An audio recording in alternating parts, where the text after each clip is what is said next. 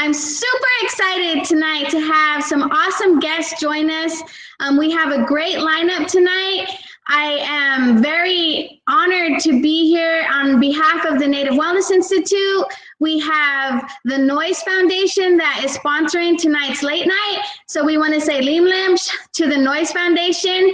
And tonight I am going to be bringing some amazing people to hear their stories and to just hear from them. I know that tonight we have Larry White that will be joining us. We have Jay LaPlante, we have Emma Rose Sullivan, and we have Star Naya. So those are the 4 guests that you guys are going to be able to hear tonight. And so I hope you're all doing well out there. I hope everybody's quarantining. I hope you're all wearing your masks and just having a lot of great quiet family time. And so what we're gonna do is we're gonna get started, and I would like to welcome to tonight's late night, Mr. Larry White, Jr. Hi, Larry. Hi, Lavina. Good evening. Gest. And I know, and I'm trying to think, Danae, I'm trying to think, oh, and I know it too. That's what's so bad is, Danae. Yate. That's what I was trying to think of. I was like, I know it. But, oh, it's so good to see you, Larry. You know, we've known each other for a long time. You were lucky enough to snag a Coeur d'Alene, a beautiful Coeur d'Alene woman, Bobby White. And so you guys have, you guys have been my friends for, so many years since Dahi Tihi and North Star were little girls. And I'm just, I'm really honored that you agreed to be on our late night show. And so do you want to just start off, Larry, by introducing yourself? Oh, good evening, everyone. My name is Larry White, Jr. I'm originally from Red Mesa, Mexican Water, Arizona, Four Corners. And I've been up in the Northwest over 30 years. Live up in Canada for 10 years. 2 kids over there, and 6 ago, and 2 kids over here in Plummer, Idaho, Worley. So I got 4 kids. Awesome. So how you all doing? And then there's the ones that you don't know about, right? Hey, just kidding. I'm just teasing. No, you get me trouble. Okay, well, Larry, the reason why I asked you to be on our show tonight is I know, because I'm friends with you and Bobby, I know that this COVID-19 has been impacted your family. And so do you want to just talk a little bit about how COVID-19 has impacted your family? Yes, I'll do my best.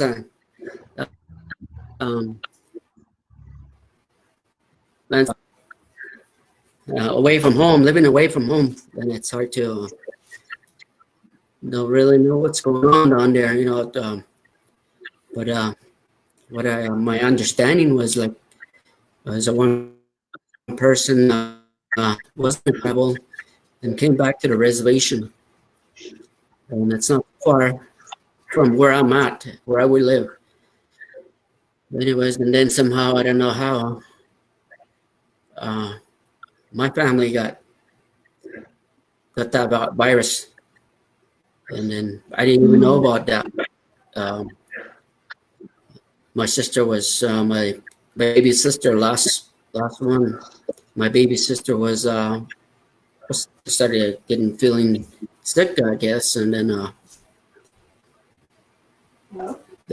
she took my dad to a hospital. Mm-hmm. And what I know is my understanding was just like I thought she took my dad to be on the safe side, to be in the hospital. Maybe that's where the safest place he can be, because he's got a health issues, and he's 87 years old. But he goes to dialysis 3 times a week, and he's got a cancer, stomach cancer, and then all of a sudden, then my mom ended up in the hospital again, and they admitted her one night, one evening. Took her to, she wasn't feeling good, so one of my nieces took her to the hospital, and then they admitted her there, and they test her over there, and then her test came back positive, COVID, the virus. And then she came home. My dad was still in the hospital, and they wouldn't let any of our family members go see him. Mm-hmm. Was that hard? Because you were still up here, right, in Idaho, when all that was happening down in is it in where at in Navajo? Where they at? That's right, in Red Mesa. They live right in Red Mesa. Mm-hmm. Yes, I've been up here all this time. The day this virus started, we just stayed home. Me and my family, we just stayed here at the house. We didn't go anywhere. And then heard about my dad, and I wanted to go down there and visit him. And they told me not to go down there. And so I just stayed down here, and then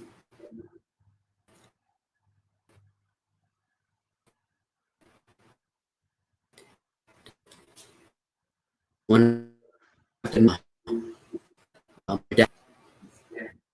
dad passed away in a hospital, and nobody was in there. Just, the nurses and probably the doctors, and it just happened really quick. So all those elders, especially when they have health issues, seems like they have no chance, of this virus. Yeah. I don't know how it worked. And, then my mom ended up they flew her out to Albuquerque. And she had tested positive with the virus when they flew her to Albuquerque?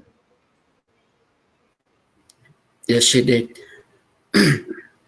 She had the virus, and she stayed in the hospital in Albuquerque. It was like 19 days. And then we show us in the group pictures, a video, Zoom. Oh yeah. We saw her. Saw my mom, and then one of my niece. She was fighting. She did everything. She did everything. My sister, how old was your daughter, niece, Larry? she did everything for her grandma. And then my mom was 85, and my niece is I don't know how old she's but she one day, I guess, she kind of like took off over there to Albuquerque, and then found out she was in Albuquerque in a waiting room to see her grandma. And then they finally let her in. I guess they put her suit on or something, gloves and all that, mask and all that stuff on her. She went inside from where my mom was, and they've had a Zoom again for all the family, me and my sister and my brother. Mm-hmm. And it was hard to see my mom suffering from all those tubes in her throat, her nose. And it's just like barely breathing, and she couldn't breathe on her own. And they took the ventilation out of her,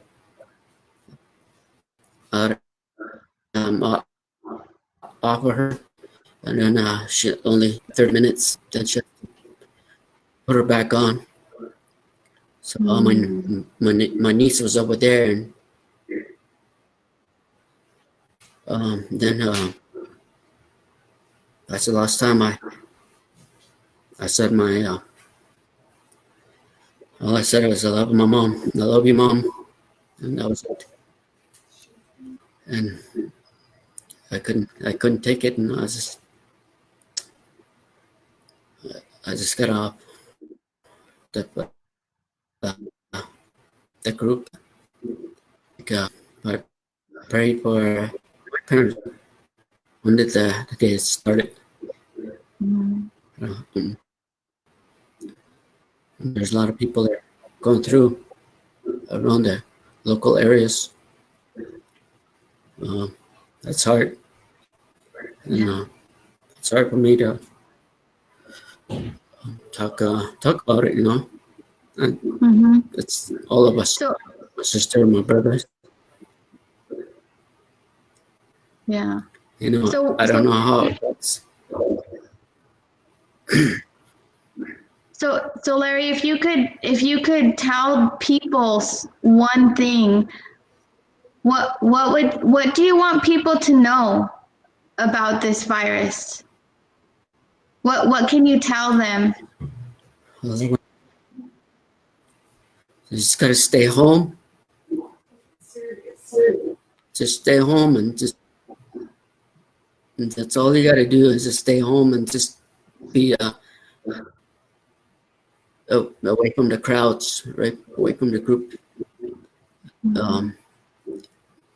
Put those masks on. Make sure you keep washing your hands, and I guess it goes really fast, quick. Yeah. It's still going on. People our president, our vice president, our council people keep telling people to stay home. Some people, the Navajo people, and they're not in travels.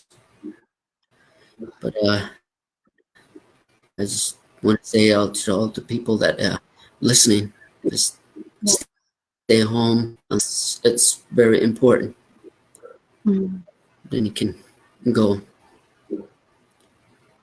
That's the only way it's gonna go away. I think it's gonna stop. And other than that, we don't even know. No. Yeah. And thank you for inviting me on this song. And we just want you to know that, from the Native Wellness Institute and from all of us that, we're praying for you. I know this has been a tough year for you, losing your mom and dad, just back to back. And, but we know, like, I remember them, Larry, coming up here every July-umps, and, they were the cutest couple. And, at Indian National Festival, every year they came up. And myself. Best parents ever. Yeah, and I could see that in them, and the way that you are with Dahi and Emmett, and you're a good dad, Larry, and you make them proud. And so we're just, we send our condolences, and we send you our prayers and our love, and just know that they're together, and they're smiling down, and they're watching over you, and they'll see you when you're out there dancing, and they're still with you, Larry. They're still in your heart, and anytime you need them, they're they're there. You can talk to your mom and dad and they're going to hear you, but they're together. And you know, how many years were they married? A lot of years, right? 67 years. Wow, 67 years. Full. Yeah, well, thank you so much, Larry, for joining us. Thank you. Thank you. Have a good evening. Yep. Oh. So now, so I just, you know, I'm really grateful that Larry was able to come online with us tonight and share with all of us, you know, as a son, how it feels to lose your parents, because I don't know how that feels. I'm fortunate that I still have my mom and dad, and you know, and tonight, you know, just for Larry, you know, I just ask that the Creator would wrap His arms around the family, the brothers and sisters. And you know, Larry sings with a drum group, and he dances, and Bobby and Emmett and Dahi, they're all dancers in the Power Arena. And so, you know, we just pray for them. And so now I want to bring online with you, I would like to have you welcome Emma Rose Sullivan. And Emma Rose is a young woman. She's probably 14 years old, I think. Yeah, she's in her head. And Emma Rose is my niece from my husband Dwayne's side of the family. And I got to hear her sing the national anthem in the Kalispel language, in the Salish language. And it was the most beautiful song. You know, she sang it for our warriors, for our veterans, for all those who have fought for our country. And so I'm really excited to have you on the show with me tonight, Emma Rose. And so first of all, why don't you go ahead and introduce yourself to everybody? Hi, I'm Emma Sullivan. I've grown up on the Kalispel Reservation. I'm 14 years old. My parents are Chantel Whitford and Nakai Whitford.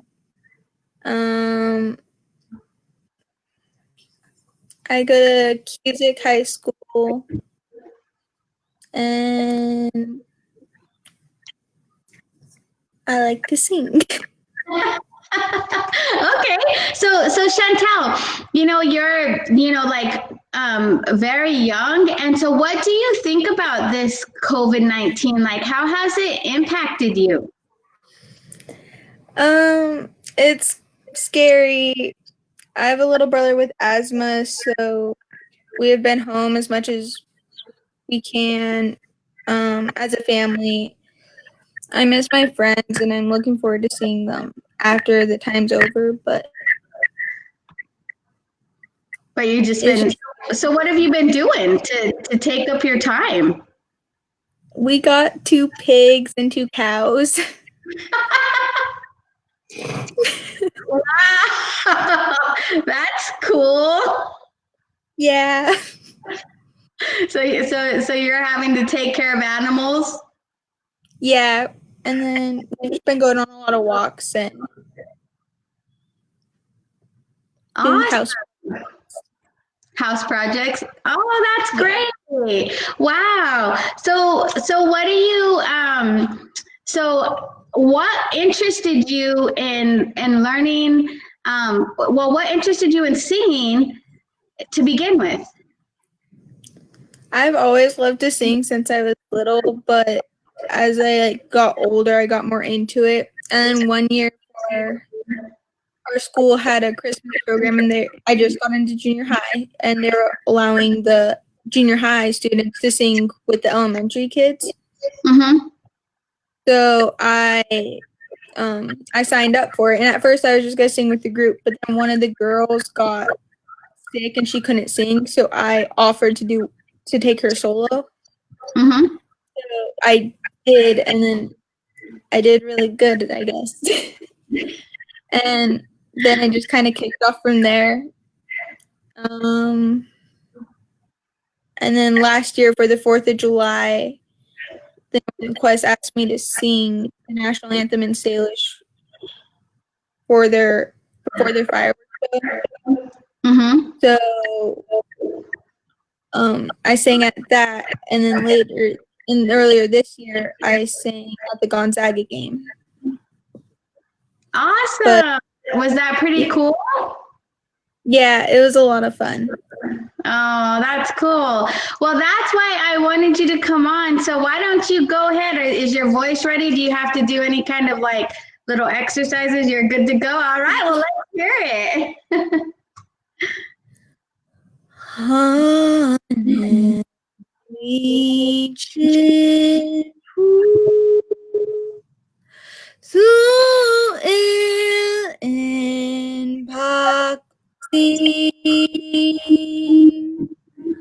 Lukeku Tenem Sam Lul et out Schlag Dexin Kusam Lul in Hanus Yorkdom Care stills me to Lul and squabble me jeans which clean drugs can equal to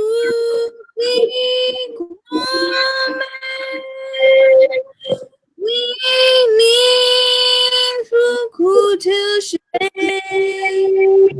to stock sound to school.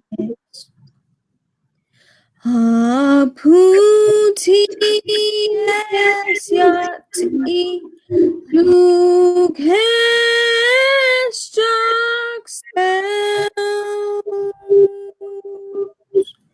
Nukunum Tlauk has calling. Usisius Sinantitis. Good job, Emma Rose. Oh, that was beautiful.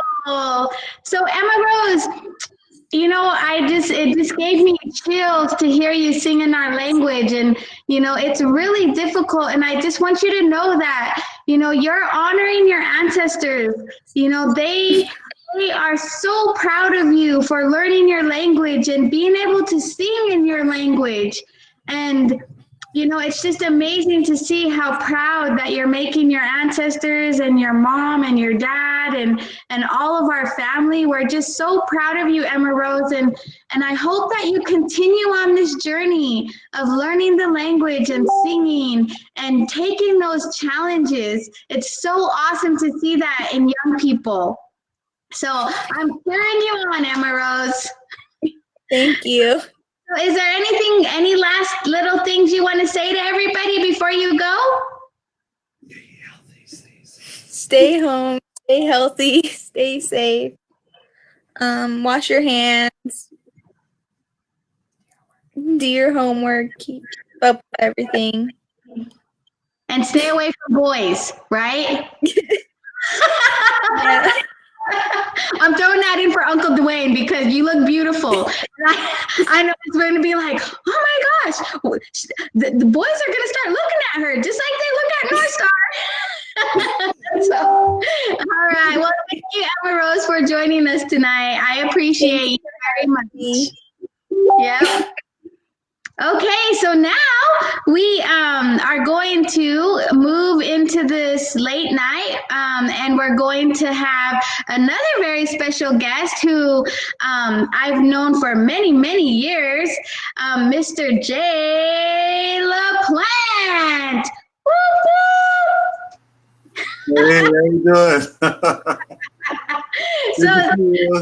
Good to see you, Jay, and I know I'm so excited to have you on the late night. And And as you know, or you may remember, I know it's been a long time, but as a founding board member of the Native Wellness Institute, we are celebrating 20 years this year, That's right? awesome. Yes. Beautiful. I know, it's so exciting, and this has been quite the year so far with this epidemic and our epidemic, is that the right word? Pandemic. Mhm. See, that's why I invited you as a guest. So Jay, why don't you introduce yourself to everybody in case there's people out there who don't know who Jay LaPlante is. Okay, Oki Nixikawa, Nitaniko Ake Kakatosina. I'm Jay LaPlante. I'm a member of the Blackfeet and Cree tribes in Montana. I currently live in the Seattle area. I work for FEMA. I'm a tribal liaison with FEMA, and I have been for the last 5 years. It's kind of like a parallel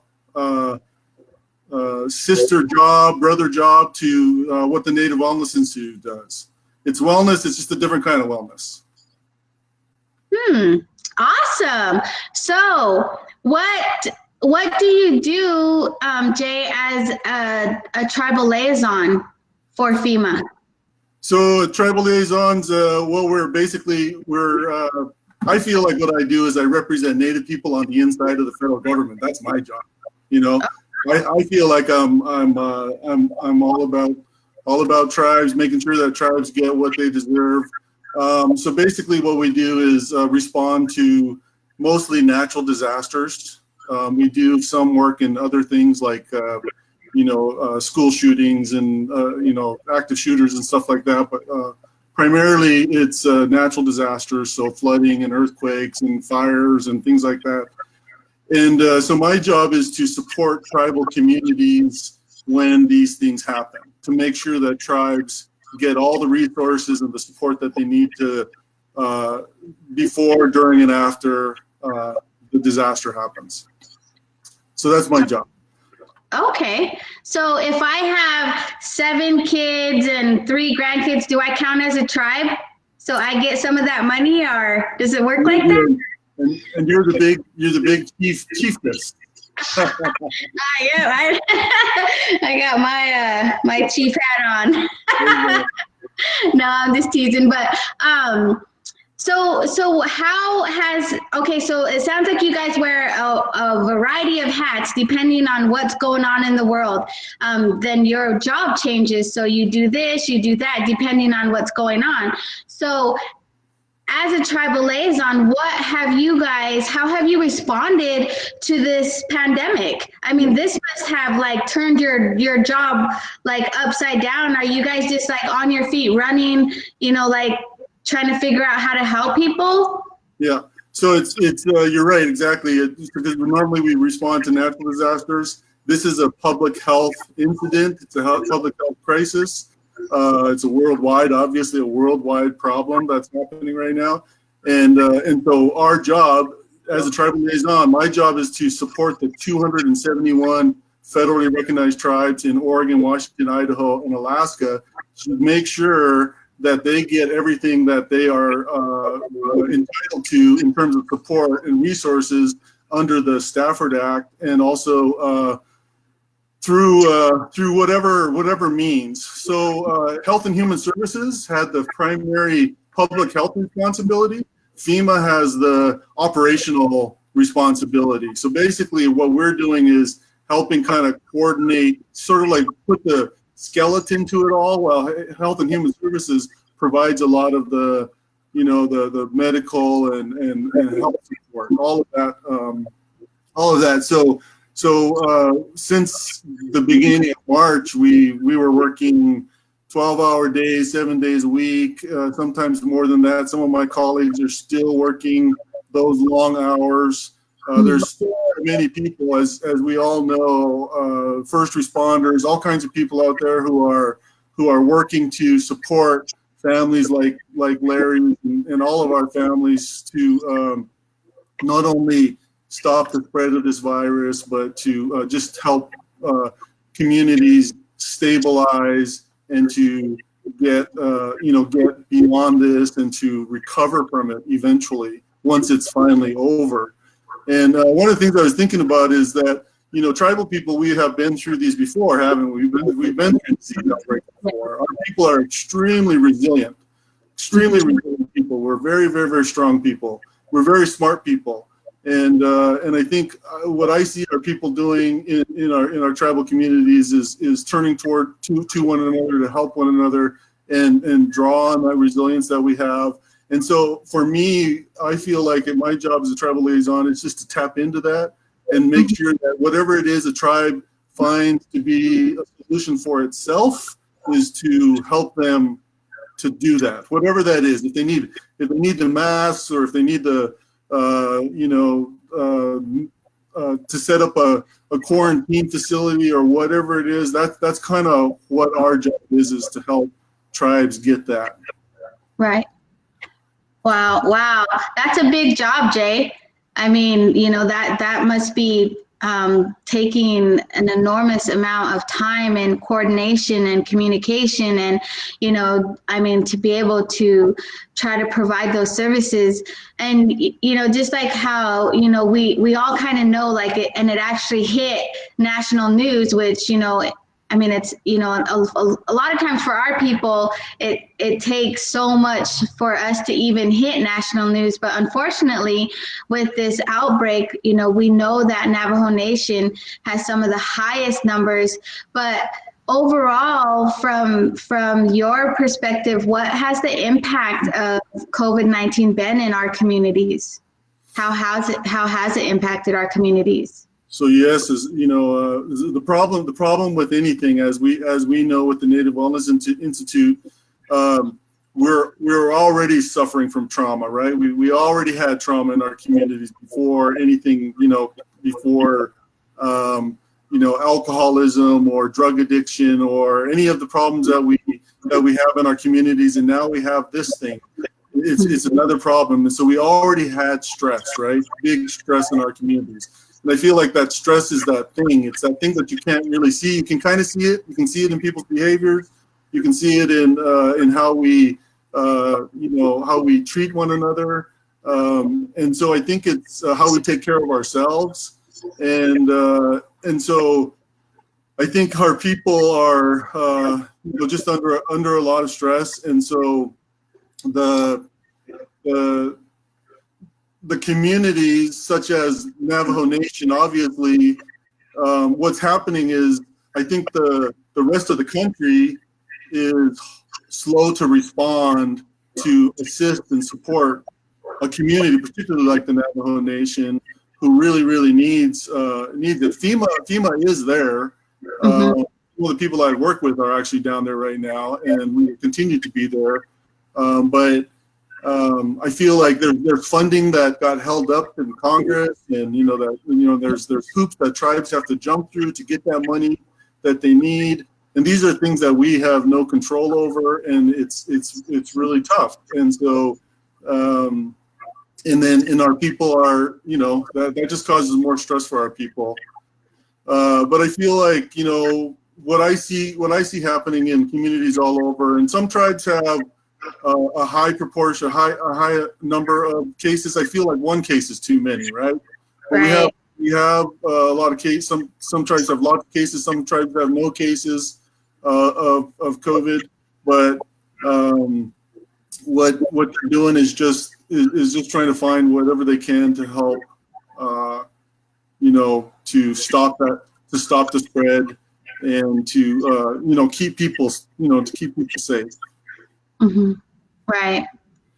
Definitely. I mean, and when you think about, like today, for example, I seen one of our board members, Robert Johnson, he was working with one of his basketball players, and they had this huge semi truck, and they're trying to get donations for the Navajo Nation. And I even seen another one of my friends from the Coeur d'Alene tribe who was driving supplies down to the Navajo Nation. And so what do you, like, if people want to help, like, what do you suggest? Because, I thought that was a little concerning, to have to actually drive down there, when that's where it's a big hot spot. So if people want to help, what is the best way for people to help? Yeah, I would say don't rush in. It's like a fire, right? Don't rush into a fire. You want to be smart about it. There are people who are already responding. So I would say find who those people are. If it's your local fire station or your emergency manager, your public health department, your clinic, or whoever it is, there's always volunteers in the community, people who are coordinating volunteerism. Tap into those resources first and figure out what it is that you have best to give to an effort like that. But number one is practice safety, right? Practice self-care. Make sure that you're taking care of yourself, your family's good. And so I think that's the main thing. And there are I think a lot of people have either some time to give, or they have some skill to give, or they have some resources to give, money, that kind of thing. There are places where you can tap into that, and I would say start locally. FEMA itself, we are kind of like a bill payer. We are a reimbursement organization. So all the money that communities are putting out, eventually they'll come to us to ask for reimbursement under the Stafford Act for the money that they're entitled to receive. And but as far as like just any kind of resources that you have that you can be using right now, I would say get it out there if you can. Yeah. So in your opinion, Jay, what are Native tribes doing that is good? Like, have you seen what tribes are doing, handling this COVID-19 the best? Are just Well, I would say tribes and just Native people as a whole. So I think even this show tonight, the Power Hour, what the Native Wellness Institute is doing, what the other tribes are doing. I mean, there's so many. I'm on conference calls 10 times a day, and so many people coming together to discuss ways that we can work together to assist or to coordinate. And so I feel like people are putting their best foot forward in whatever way they can. There's a lot of good, positive things happening out there, and we're gonna beat it. I think we're gonna beat this. We just have to be patient, right? Have to be patient. Yeah. Well, that's awesome, Jay. And I just have one last question that I wanted to ask you. So, because you are a founding board member of the Native Wellness Institute, so what started you on your wellness journey, Jay? Yeah, you got about 40 years here to. I would say, it's that place inside of us. It's that place inside of us, and it's probably that place where our Creator lives inside of us, that speaks to us and says, hey, you know what? You could be living a better life than the one that you're living. And I always knew that. Every time I was out there doing something wrong, so-called wrong, or, that it went against my own values, or I was hurting somebody else, I always heard that voice saying, you know what? You could be doing better, And I think it's when you finally wake up and say, okay, well, let me listen to that voice, and let me find other people like me who are looking for the same thing, to change and get better. And there's lots of places you can go for that, like the Native Wellness Institute, right? Yeah. So that's really and it was a long time ago that I started that, when I was in my 20s, I guess, and it's been a good journey. Yeah. Awesome. So I that's all I have. Is there anything else that you would like to share with us, Jay? Before we, I just wanted to say one thing about. So the one thing I would like to see people do more of is make sure that we're taking care of our elders, our children, and people who are more vulnerable, right? People who already have other illnesses or who have needs that require some assistance. And I just want us to make sure that we're reaching out to them and that we're not putting them in harm's way. You know what I mean? Like we're not busting into their house and leaving traces of, you know, whatever we're doing on the outside inside their house, and they can't leave their home. You know, so I just want to leave people with that message. Let's make sure that we're taking care of each other, and especially those people, you know, the ones that we really love and care about. And I just want to say, Larry, I'm really sorry to hear about your parents, and you know, it's very heartbreaking. And you know, we all love you, and to all the people out there who are affected by it. All right. Well, thank you, Jay. We appreciate it. Thank you for your time and for your wisdom and for all that you've shared with us tonight. And hopefully we'll see you soon. See you soon. Okay. See you All guys. right. So our next guest tonight, and we were having some technical difficulties, so I'm hoping that we were able to work that out. But our next guest is Star Nea. And many years ago, I brought Star Nea to the Coeur d'Alene tribe to Rockin' the Res. And that was when I had first met Star. And she is just the most beautiful sister, the most beautiful spirit. And she has been gifted by the Creator to create music. And she creates beautiful songs. And so welcome, Star. I would like for you to just start off and introduce yourself and let the people know who you are if they don't know. Bonjour, Annie. My name is Star Nea. I am Anishinaabe Ojibwe, originally from Canada. My life story is a long story, so I'm just going to say that I live in Seattle now, and I've been in the Northwest for 11 years now. So, and you guys, I came out to Coeur d'Alene and just was so blessed to be rocking the res with you and being with Randy. And that was 11 years ago this year. So that just shows you how much time flies. And my son is 22. You know? I remember he was just this long-haired little Indian boy just running around like crazy, and now he's 22. So that gives you a little bit of an idea how much time flies. Yes, definitely. So Star, what was it that got you into music? Like, how did that happen? Well, that happened, I think, just divine intervention between God and myself, and like I think the Creator knew I needed something, because I came into this world. I was an adoptee. I was smuggled off my reservation from Canada and illegally smuggled over the border by plane and dropped into a foster home and raised by non-Indigenous people. And I suffered a life of just, in my early childhood, it was just abuse, neglect, physical abuse, and later sexual abuse too. And so, like there was only one thing that spoke to me. There was only one thing that made it possible for me to be here today, to scrape and crawl my way through it. And it was just music. Music was always there. And I didn't know that I had a gift. I didn't know that I could sing. I didn't know that, that this is what I would do to make any sort of a difference in this world, but God knew.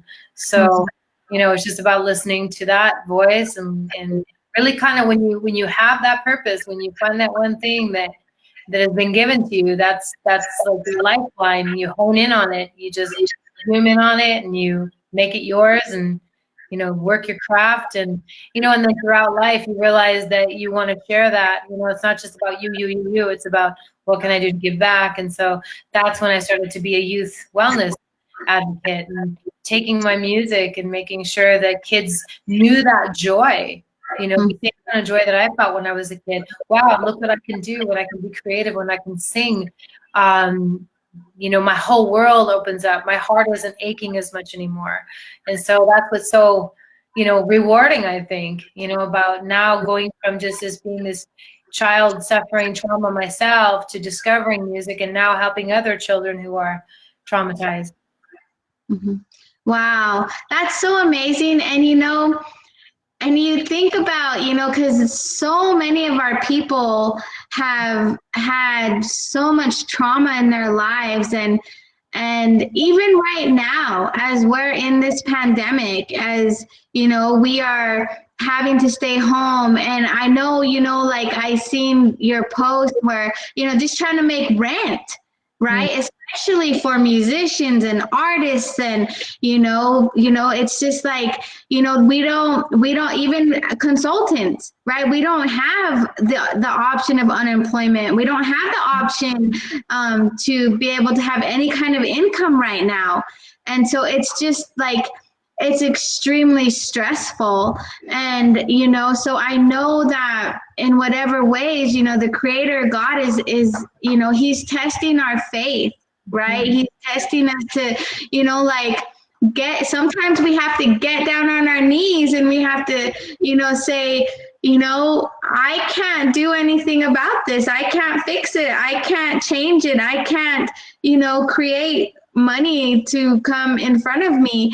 And so I know you talked about, that you during this pandemic, you created a song, and so I'm just super excited to hear that song, because I know, when we're struggling, when personally, when my sister died and I was struggling, Creator gave me a song. And and our Indian songs, I've had an Indian song come to me. I mean, it's just, like in His own way, he wraps His arms around us, but we have to be very still, to hear His voice. And so I'm so excited that you're willing to share this song, and and I hope your concert earlier went well, and that you can get some funding. Hey, you guys, don't be running around, please. My kids are here. That's okay. I miss that. I miss those days. Yeah, it's when this, you have a feeling of helplessness when you're an artist and your work for all of these years has been face to face. And this is so foreign to me. This being on a computer, like this is like first time in my life I've done virtual stuff, and so it's all very foreign, because there's an energy that you feed off of when you're an artist, entertainer, when you work with youth. You just thrive and feed off of this beautiful, loving energy that they're giving you back, this unconditional loving energy. And so it's really hard to do this kind of stuff. So I kept thinking, just to cut to the chase, I kept thinking, what can I do? And so literally, I did. One day I just dropped to my knees, and I was at my bedside just praying, asking, what can I do? What do you want me to do? God, what do you want me to do? And I just heard this resounding sing. That's all I heard. And I don't know what that means, but it's basically, Creator God telling me, do what you've always done. Do what you've been doing. What got you through your entire life, all your trauma? What can you do to give back now? Sing. So literally that same day I wrote this song. And I've never written a song that quick in my life. So, yeah. All right. Well, let's hear it. All right. So this song is called Together Again. And I don't know. Let's hope you can hear it. So I'm going to sing a little bit from the microphone too. Let's see. I'm going to use this microphone just to see, just in case. Can you hear that? Can you hear it? Yeah, we can hear it. We're at the crossroads, where we haven't been. I hope that you know we'll be together again. We're at the crossroads, where we haven't been. I hope that you know we'll be together again. My heart is shaking all over the world. Hearts are breaking as fear unfurls. Earthly angels assemble in His name. They're on the front lines fighting evil every day. Have I been faithful? Have I been good? Am I living this life like I should? All humanity pushed to the brink. Lose our vanity, time to rethink. We're at the crossroads, so we haven't been. I hope that you know we'll be together again. We're at the crossroads where we haven't been. I hope that you know we'll be together again. We're at the crossroads.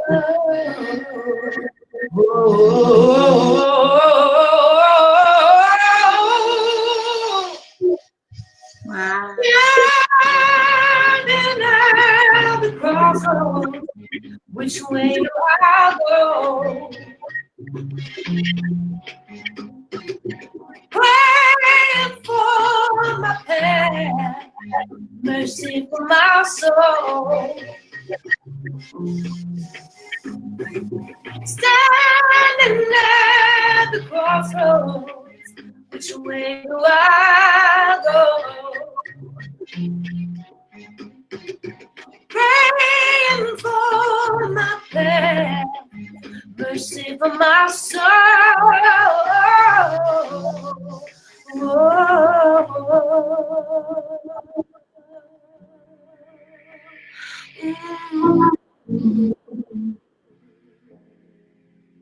We're at the crossroads where we haven't been. I hope that you know we'll be together again. We're at the crossroads where we haven't been. I hope that you know we'll be together again. We're at the crossroads where we haven't been. I hope that you know we'll be together again. We're at the crossroad, yeah. I hope that you know. That's it. Yay! Good job. That was so beautiful, Star. I don't know if you could hear the music. The music seemed to be a little bit low. Sorry about that. No, yeah, we could hear it. So that was really good. Thank you so much. That's a powerful song. So, you definitely have been blessed, and, is there a last message or one thing that you want to tell our listeners before you go?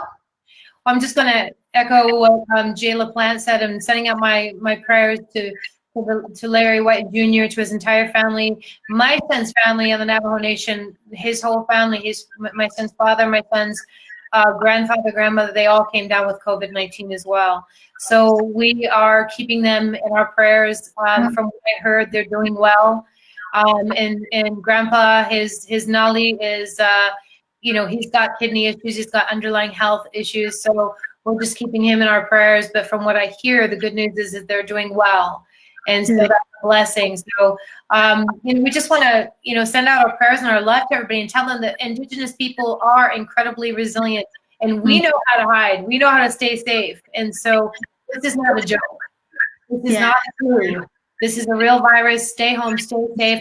I want to give a special shout out to Emma Rose. Girl, from one singer to another, you keep singing, girl. I love you. You did a phenomenal job. And then also Jay. I'm here in Seattle too, Jay. So sending love to Jay, and just make sure that, you connect with me here. I'm here in Seattle, and I want to be able to give back too. So, and I love you guys. I love Native Wellness Institute. I love Julene. I love what you guys do. And it's just such an honor for me to be here tonight with you guys. All right. Thank you, Star. I appreciate you so much. Love you guys. All right. Good job. So now we have a very special guest. And I just want to say that I just thought Star did an amazing job, and I love that song. I hope it hits the billboards. It definitely, she just has a beautiful voice, and music is magic. So thank you, Limlim Shinchaspa Telichast, to all of the guests that joined us tonight. And as we go into inviting this next special guest, our grandma is here live on Late Night. Take it away, Grandma.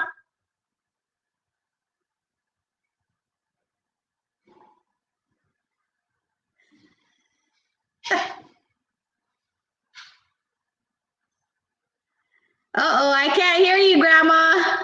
God sometimes I'm just boxing. Can you Oh, hear me there it okay is. now? Can you hear I, me? Can you hear yeah, me? yeah, you sound way far away. Way Sometimes over there. that's ancestral voices. That's how you sound when you get older. Ancestral ways, you know. Oh, I Maybe didn't know that. that's why I sound way far away, like an echo in your mind. Yeah, I was just. Sometimes don't you just get angry and you want to beat somebody up? Oh, So yeah. I box these guys here, you'll see. So I beat this guy up all the time because I get angry. I can't actually go out and hit somebody. So I get so angry, I just got to hit something, you know. So I just pop him a little bit and his head will come off. See, his head comes off. Knock his head off. I get so angry. You know, we all need a way to express our anger. I'm going to bring you closer, my dear. I can't see you. We all need a way to express our anger. Sometimes, like that girl, she sings. Sometimes we pray. Sometimes we just cry. Crying's good, you see. And sometimes I just need to beat somebody up. So I grab the robots, beat them up. I tell you what, this week was no, it's upside down. MMIW week. They took me away, you see. Took me to those schools. The schools. See this little shirt? Are missing children. Stolen generations.